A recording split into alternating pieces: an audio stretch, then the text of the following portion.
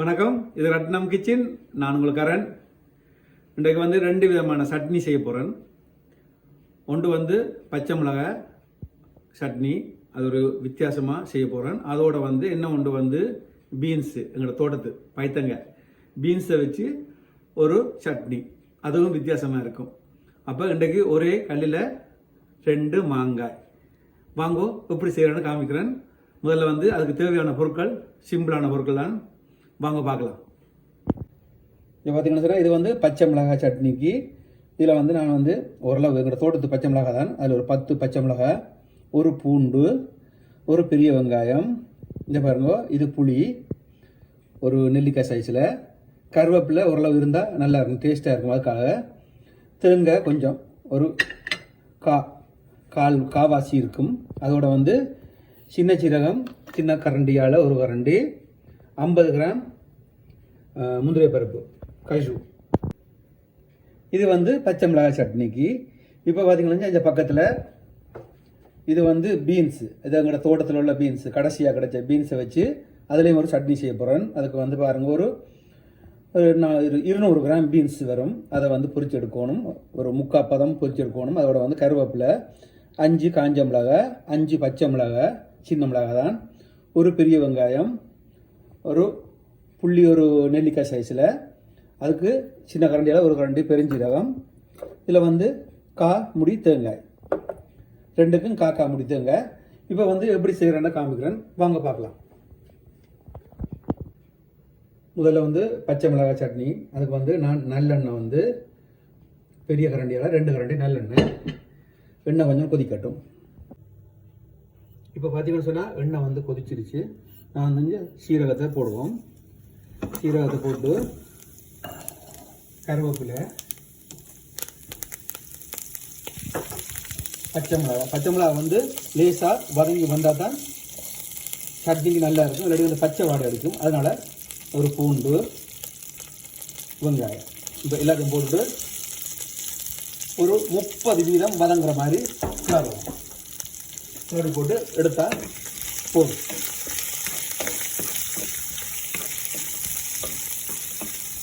இப்போ இது இப்படி வதங்கி கொண்டிருக்கிறதுலே தேவையான அளவு உப்பு போட்டுருவோம். நான் சின்ன கரண்டியால் ஒரு கரண்டி போடுறேன். தேவையான சொன்னால் ஒரு பார்த்து போடலாம்.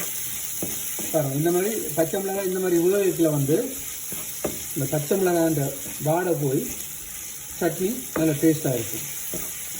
இந்த மாதிரி இப்படி இந்த மாதிரிலாம் சேர்ந்து வர்ற மாதிரி கிளறி விடுங்கோ. பார்த்தீங்களா, இப்போ ஓரளவு வெந்துருச்சு. இப்போ இதுக்கு நான் இந்த பாருங்க தேங்காயை போட போகிறேன். தேங்காயம் இதோட போட்டு லேசாக வர மாதிரி செய்யறதுல டேஸ்ட்டு நல்லா இருக்கும்.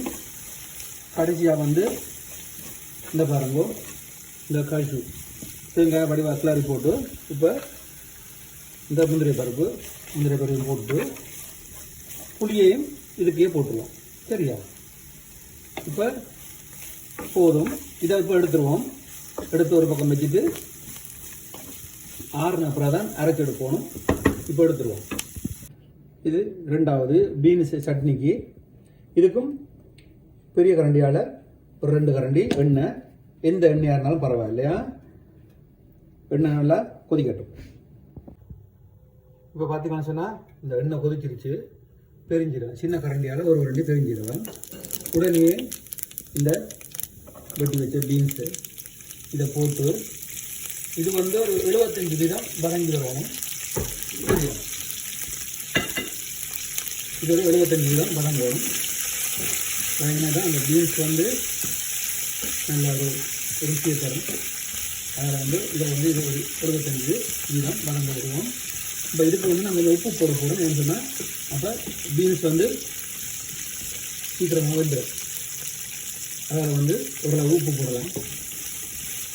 உப்பு நீங்கள் எப்போ வேணாலும் தேவையான அளவு பார்த்து போடுவோம். சில பேருக்கு உப்பு சரியாகணும், சில பேருக்கு குறைவாகணும். அதில் நீங்கள் உப்பை பார்த்து போடுவோம். இப்போ எல்லாத்தையும் சேர்த்து கிளறி போட்டு இதை ஒரு 75% உபயோகிச்சு எடுப்போம். இப்போ பார்த்தீங்கன்னா சொன்னால் பாருங்க, இந்த பீன்ஸ் பைத்தங்காய் 75% வெந்துருச்சு. இப்போ வந்து இந்த காஞ்ச மிளகாய், பச்சை மிளகாய், கருவேப்பிலை, வெங்காயம், ஒரு பூண்டு, புளி எல்லாத்தையும் மொத்தமாக போட்டு ஒரு நிமிஷம் கிளறி போட்டு எடுத்துடுவோம். இதோட வந்து இந்த ஒரு நிமிஷம் கிளறி போட்டு கடைசியாக இந்த தேங்காயம் அதில் போட்டு கிளறிடுவோம். தேங்காய் எப்போவுமே வந்து இப்படி இந்த வதங்கி வரைக்கும் தேங்காயை போட்டு எடுத்தீங்கன்னு சொன்னால் டேஸ்ட் எதுவும் நல்லா இருக்கும். இந்த மாதிரி சேரணும், எல்லாம் இப்படி சேர்ற மாதிரி கிளறி போட்டு இப்போ வந்து இந்த தேங்காயை போடுவோம். தேங்காயை போட்டு வடிவாக எல்லாம் சேர்ற மாதிரி கிளறி போட்டு அடுப்பை நிப்பாட்டி விடுவோம். இப்போ வந்து நான் அடுப்பை நிப்பாட்ட போகிறேன். இது காணும், இனி ஆறுன பிறகு அரைக்கணும். அவ்வளவுதான். அரைச்சி போட்டு அரைக்கும்போது காமிக்கிறேன். நீங்கள் வந்து கொஞ்சம் தண்ணியாக விடுமுண்டாலும் சரிதான், இல்லைன்னு சொன்னால் இறுக்கமாக வேணுமென்றாலும் இறுக்கமாக அரைச்செடுக்கலாம். இல்லாட்டி கொஞ்சம் இட்லி தோசைக்கு வந்து கொஞ்சம் தண்ணித்தன்மை வேணும்னு சொன்னால் கொஞ்சம் தண்ணி கூட விட்டு அரைக்கலாம். நான் அப்படி தான் செய்ய போகிறேன். நான் எப்படி செய்கிறேன்னா காமிக்கிறேன். இப்போ பார்த்தீங்கன்னா இது பச்சை மிளகாய் சட்னி. நான் இதை அரைச்சி எடுக்க போகிறேன். அப்போ இதை வந்து கொஞ்சமாக தண்ணி சேர்த்து அரைக்க போகிறேன். அரைச்சி போட்டு காமிக்கிறேன். பார்த்தீங்கன்னா சொன்னால் இந்த பச்சை மிளகாய் சட்னி இந்த பதத்துக்கு அரைச்சி எடுத்தீங்கன்னு சொன்னால் கணக்காக இருக்கும் இட்லி தோசைக்கு. இதுக்கு வந்து ஒரு தாளிப்பும் தேவையில்லை, இப்படியே சாப்பிடலாம். இப்போ இதே இந்த கிரைண்டர்லேயே நான் இப்போ மற்றது இந்த பீன்ஸ் சட்னியை அரைச்சி எடுத்து வந்துட்டு ரெண்டையும் காட்டுறேன். இப்போ பார்த்தீங்கன்னா சொன்னால் இது வந்து பீன்ஸ் சட்னி. பீன்ஸ் சட்னி வந்து கொஞ்சம் இறுக்கமாக நான் அரைச்சிருக்கிறேன். பச்சை மிளகாய் சட்னி கொஞ்சம் தண்ணியாக இருக்கிறதுனால இதை கொஞ்சம் இறுக்கமாக அரைச்சினான். அவ்வளோத்துக்கு டேஸ்ட்டு பார்த்துட்டேன். சூப்பராக வந்திருக்கு, நல்லா இருக்குது. ஒரு வித்தியாசமான ஒரு முயற்சி.